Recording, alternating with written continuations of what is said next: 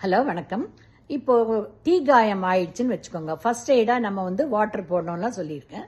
அதுக்கப்புறமா எவ்வளோ extent of skin damage ஆயிருக்கோ அவ்வளோ அளவுக்கு ரிஸ்க் இருக்கு, ரைட்டுங்களா? அதனால இமிடியேட்டா நீங்க ஹாஸ்பிட்டலுக்கு ஷிஃப்ட் பண்றது பெஸ்ட் திங். ஏன்னா ஃபர்ஸ்ட் இமிடியேட் இது சிவியர் பெயின் இருக்கும்.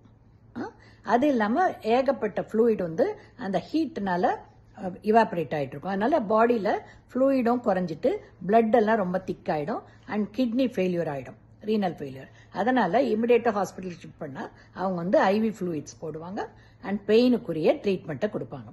அது மட்டும் இல்லாமல் ஒரு ஏசி ரூமில் வச்சிருவாங்க.